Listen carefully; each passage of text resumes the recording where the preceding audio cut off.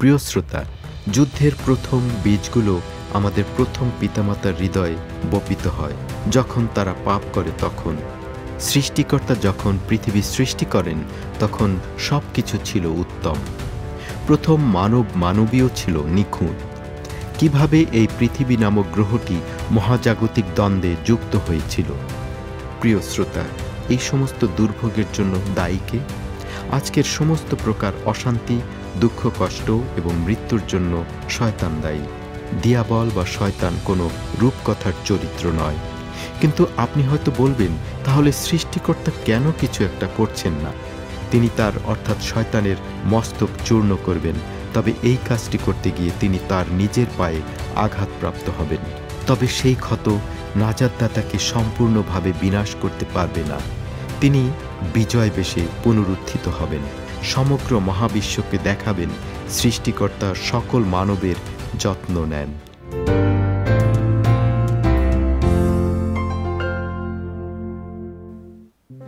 প্রিয় শ্রোতা, গত অনুষ্ঠানে পৃথিবীতে এত দুঃখ, কষ্ট ও মৃত্যু কিভাবে শুরু হয়েছিল এবং কে শুরু করেছিল এবং সেই সঙ্গে বেশ কিছু কেন প্রশ্নের উত্তর নিয়ে আলোচনা শুনছিলাম।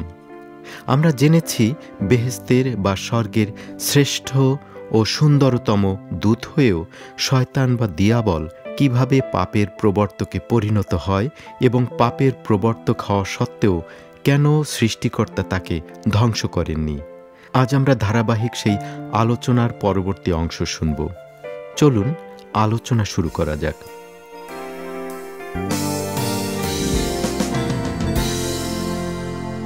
প্রিয় শ্রোতা, প্রকাশিত বাক্য 12 অধ্যায় 9 পদে লেখা আছে, আর সেই মহানাগ নিক্ষিপ্ত হইল, এ সেই পুরাতন সর্প, যাহাকে দিয়াবল অপবাদক এবং শয়তান বিপক্ষ বলা যায়। সে সমস্ত নরলোকের ভ্রান্তি জন্মায়, সে পৃথিবীতে নিক্ষিপ্ত হইল। তবে আমরা জিজ্ঞাসা করে থাকি, কিভাবে এই পৃথিবী নামক গ্রহটি মহাজাগতিক দ্বন্দ্বে যুক্ত হয়েছিল? শয়তানকে কি পৃথিবীতে ফেলে দেওয়া হয়েছিল, নাকি পৃথিবীর প্রথম অধিবাসীরা তার জন্য দ্বার খুলে দিয়েছিল? পাক কিতাব বাইবেলের প্রথম পুস্তক আদি পুস্তক আমাদের বলে যে সৃষ্টিকর্তা যখন পৃথিবী সৃষ্টি করেন তখন প্রথম মানবসহ সব কিছু ছিল উত্তম। প্রথম মানবীয় ছিল নিখুঁত, নৈতিকতায় পূর্ণ সত্তা এবং তারা ভালোবাসা পাবার যোগ্য ছিল। তাদেরও স্বাধীন মনোনয়ন করার ক্ষমতা দেওয়া হয়েছিল। সৃষ্টিকর্তা জীবনদায়ক বৃক্ষ এবং সদস্যদ জ্ঞানদায়ক বৃক্ষ নামক দুটি বৃক্ষ সৃষ্টি করে তাদের একটি সুযোগ দিয়েছিলেন। যদি তারা জীবনদায়ক বৃক্ষের ফল খাওয়াকে মনোনয়ন করে তবে তারা সৃষ্টিকর্তার প্রতি আনুগত্য প্রদর্শন করবে।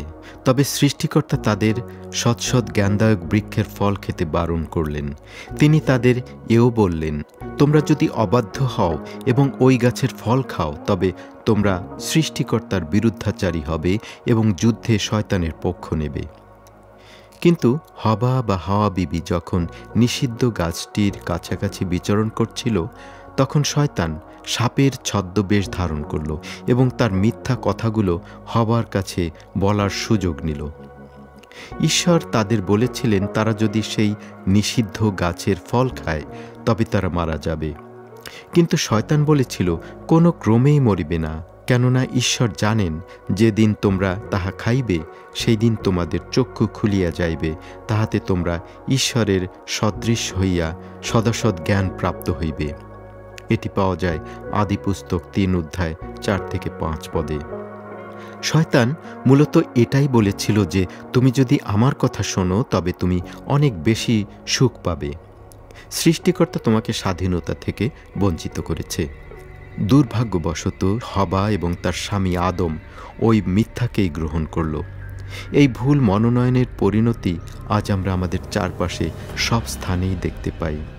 এদন উদ্যানে সাপের বেশে শয়তান তাকে যে পরামর্শ দিয়েছিল, প্রকৃতপক্ষে শয়তানের কাছে বিকল্প তেমন কিছুই ছিল না। ফলে আমরা এখন বিদ্রোহপূর্ণ একটি গ্রহে, ক্ষয় এবং মৃত্যুতে পরিপূর্ণ একটি গ্রহে বাস করছি। আদম ও হাওয়া নিষিদ্ধ গাছের ফল খাবার পর তারা অপরাধ এবং উদ্বেগে পরিপূর্ণ হল। সৃষ্টিকর্তা যখন তাদের সঙ্গে কথা বলতে এদন উদ্যানে এলেন, তখন তারা তার মুখোমুখি না হয়ে নিজেদের লুকোলো। আর সেই থেকে আমরা দৌড়াচ্ছি এবং লুকোচ্ছি। পাপ সৃষ্টিকর্তার ও আমাদের মধ্যে বিচ্ছেদ জন্মিয়েছে। পাপ লোকদের মধ্যেও দ্বন্দ্ব ও বিচ্ছেদ জন্মায়। যুদ্ধের প্রথম বীজগুলো আমাদের প্রথম পিতামাতার হৃদয়ে বপিত হয় যখন তারা পাপ করে তখন। সেই কারণে এই জগতে গৃহে গৃহে এত নিপীড়ন এবং এত বেশি শত্রুতা, কারণ ওই পাপ মানুষের হৃদয়কে সংক্রমিত করেছে।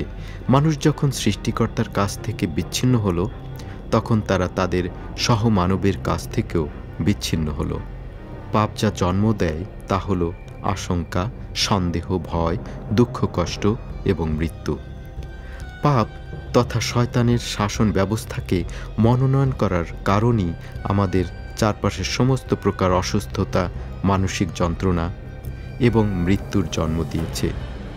প্রিয় শ্রোতা, এখন আপনি বলেন, এই সমস্ত দুর্ভোগের জন্য দায়ী কে? হ্যাঁ, আপনি ঠিকই ধরেছেন, শয়তান। আজকের সমস্ত প্রকার অশান্তি, দুঃখ, কষ্ট এবং মৃত্যুর জন্য শয়তান দায়ী।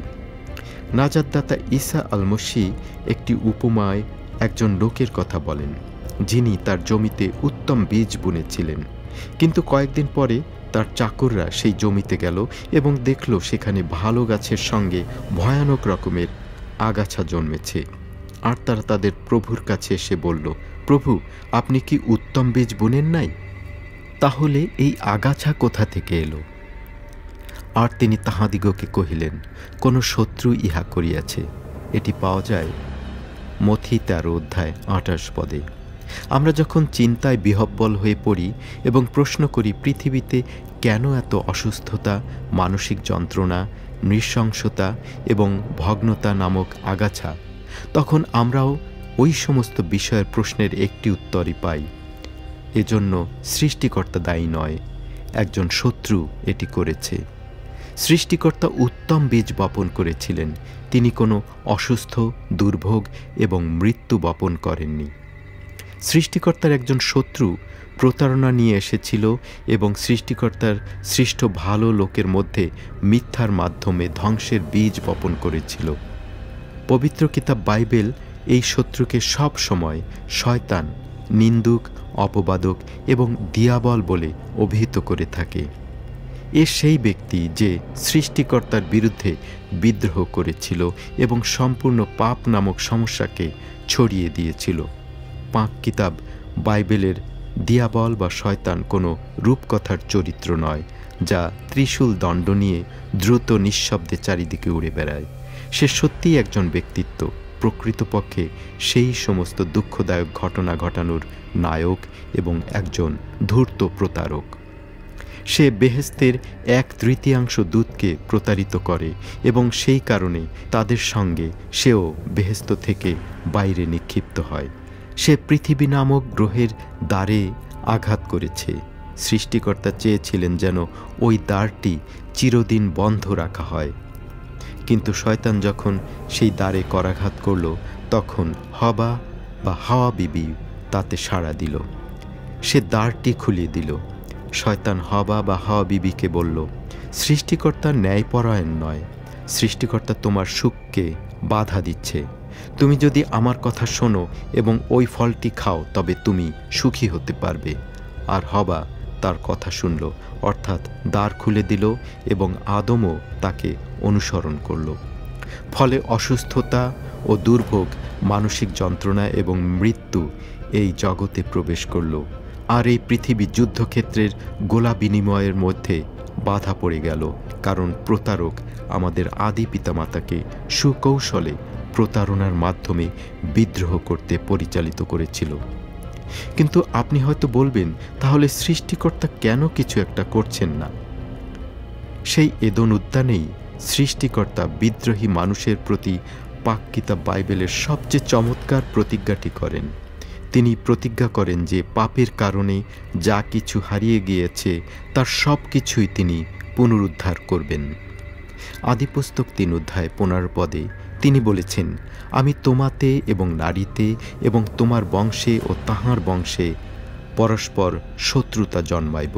সে তোমার মস্তক চূর্ণ করিবে এবং তুমি তাহার পাদমূল চূর্ণ করিবে। তিনি অর্থাৎ খ্রিস্ট বা ঈসা আল মসীহ আসবেন। এই এদন উদ্যানে ঈসা আল মসীহ প্রতিজ্ঞা করেছিলেন যে তিনি আসবেন। শয়তানকে তিনি মৃত্যুজনক আঘাতে ধ্বংস করে দেবেন। তিনি তার অর্থাৎ শয়তানের মস্তক চূর্ণ করবেন। তবে এই কাজটি করতে গিয়ে তিনি তার নিজের পায়ে আঘাতপ্রাপ্ত হবেন। শয়তানকে প্রাণনাশক আঘাত করার প্রক্রিয়ায় ঈসা আল মসীহ নিজে ক্রুশে বেদনাদায়কভাবে আহত হবেন। তবে সেই ক্ষত নাজাতদাতাকে সম্পূর্ণভাবে বিনাশ করতে পারবে না। তিনি ত্রাণকর্তা, মুক্তিদাতা, প্রভু এবং আগত রাজা হিসেবে বিজয় বেশে পুনরুত্থিত হবেন। আর তিনি পুনরুত্থিত হয়েছেন। সৃষ্টিকর্তা কিভাবে শয়তানের চ্যালেঞ্জকে উত্তর দিবেন? প্রেম কিভাবে স্বার্থপরতার বিপরীতে অবস্থান নেবে? ভবিষ্যৎবাণী করা ছিল খ্রিস্ট বা ঈসা আল মসীহ আসবেন। তিনি ক্রুশে মৃত্যুবরণ করবেন। তার হাতে পেরেক মারা হবে। সেখানে স্বর্গ ও মর্তের মাঝে ক্রুশারোপিত হয়ে তিনি সমগ্র মহাবিশ্বকে দেখাবেন সৃষ্টিকর্তা সকল মানবের যত্ন নেন। আর সত্যি সত্যি আজ থেকে প্রায় 2000 বছর পূর্বে তিনি এই পৃথিবীতে এসে সমস্ত পাপী মানবের জন্য ক্রুশে মৃত্যুবরণ করেন। আর ওটি সৃষ্টিকর্তার প্রেম। প্রিয় শ্রোতা, এতক্ষণ প্রকাশিত বাক্যের সবচেয়ে বড় বিস্ময়ের অন্তর্গত সিংহাসনের জন্য তারকা যুদ্ধ নিয়ে আলোচনা শুনছিলেন।